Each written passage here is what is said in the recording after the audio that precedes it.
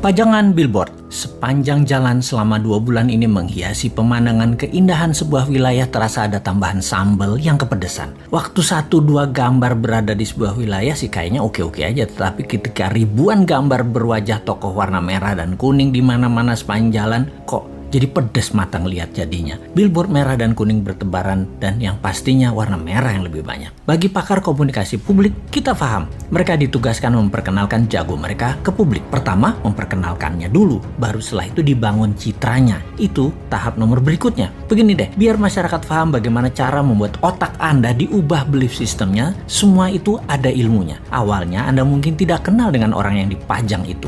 Lalu diperkenalkan. Lalu akan diubah citranya agar Anda suka. Otak kita memang mudah diubah sesuai maunya pemrogram selama ada kunci yang dikerjakan, yaitu pengulangan, diperbanyak dan diulang-ulang. Ingat kata-kata Hitler, create a big lie, repeat it, eventually they will believe. Ciptakan sebuah kebohongan besar, ulang-ulangi, pada akhirnya mereka akan percaya. Sekali lagi, kuncinya adalah pengulangan. Jadi semua ini ada rumusnya dan hal ini bisa dipakai di produk sahabat atau di personal branding ketika Anda mau menjual diri Anda, apapun tujuannya. Salah satunya ingin jadi presiden. Rumus dasar promosi changing belief ini ada 4 step, di mana pikiran manusia yang ditarget tadinya akan diubah sesuai tujuan pemrogramnya. Yaitu 1, manusia itu unaware atau tidak kenal di awalnya. Kemudian 2, dia aware, menjadi tahu atau knowingness. Ketiga, likabilitas atau kesukaan.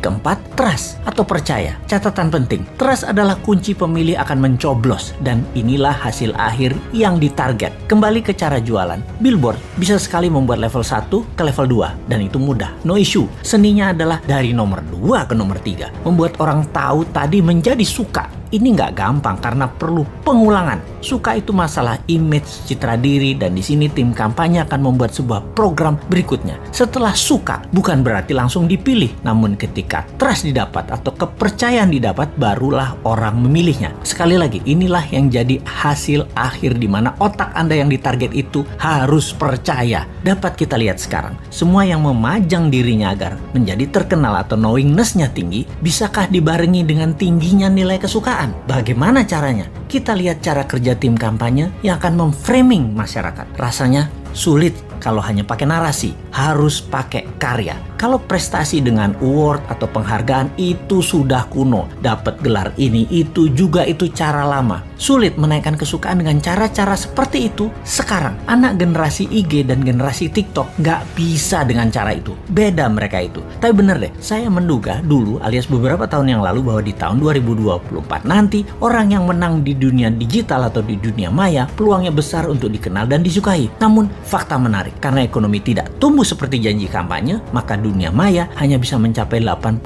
populasi urban atau orang-orang kota dan hanya mencapai 36% di perdesaan atau daerah rural. Alias kalau di total 55% manusia Indonesia ternyata belum terjamah informasi melalui internet dan sosial media. Dalam 5 tahun ke depan dari tahun 2019 ke tahun 2024, kalau ekonomi maju seperti target pejabat negara, maka perkotaan bisa mencapai 100% manusianya terjangkau internet dan 70% daerah rural, area pedesaan dan pelosok bisa mencapai 7%. Tapi hal ini tidak terjadi. Faktanya tidak tercapai. Maka spanduk, baliho, billboard masih jadi pilihan untuk membuat nomor 1 dan 2 dalam strategi pengenalan calon. Tapi 3 tahun itu masih lama. Bahkan orang yang disukai pada saat ini dalam 3 tahun lagi bisa jadi tidak disukai dan bisa saja ada orang baru yang muncul langsung lebih disukai banyak orang. Sahabat semua, di sini kita mengingatkan, bersiaplah dengan pengulangan citra positif para petarung di 2024 yang memang sedang mencari popularisme. Semoga Anda tetap dalam keadaan sadar bernegara yang berdaulat, tidak seperti pemimpin 20 tahun terakhir ini arah bernegaranya yang miring ke sana, miring ke sini. Walau pengulangan tadi masif, terprogram, terstruktur, selama Anda dibekali akal sehat, ya tetap bisa memilih yang akan membuat Indonesia tahun 2045 menjadi negara superpower, bukan jadi negara budak seperti selama ini. Kita tetap menantang mereka yang akan manggung dengan konsep bernegaranya seperti bagaimana prioritas luar negerinya. Bagaimana UKM-nya? Bagaimana kesehatan masyarakatnya? Bagaimana punyakah kekuatan penggentarnya? Tegas dengan orang korupsi sampai hukum mati. Hukum mati juga bandar narkoba. Dan bagaimana agar pemerataan pendapatan masyarakat dengan oligarki diberangus? Ada nyali nggak untuk mengerjakan semua itu? Masa hanya ada satu orang bosman aja yang tersedia, yaitu Putinnya Indonesia, yang kayaknya sih lengkap konsepnya. Ya, gak pantas lah orang bodoh ngaku pinter itu untuk ikut menari di 2024.